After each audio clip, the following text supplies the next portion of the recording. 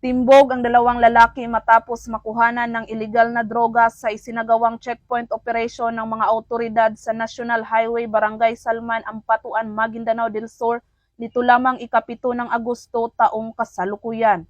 Kinilala ang mga sospek na si alias Brian, 24 anyos, residente ng Barangay Kalumpang, General Santos City, at si alias Juni, 32 anyos, na residente naman ng Purok Pag-asa, Selway 8, Pulumulok, South Cotabato. Ayon sa ulat ng mga awtoridad, bandang alas 8 ng gabi nang mapadaan ang mga sospek sa PNP checkpoint nang napansin ng mga operatiba na nakapatay ang kanilang headlight dahilan upang parahin ang mga ito. Sumailalim sa body search ang mga sospek at doon nagpositibo ang 3 piraso ng heat-sealed transparent plastic sachet na naglalaman ng hinihinalang shabu na nagkakahalagang 51,000 pesos.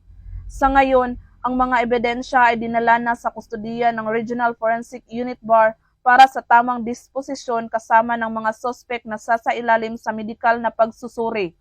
Patuloy ang mga kapulisan sa mas lalong pagpapaigting ng kampanya kontra ilegal na droga upang masiguro ang kaligtasan ng bawat mamamayan dahil sa bagong Pilipinas, ang gusto ng pulis, ligtas ka.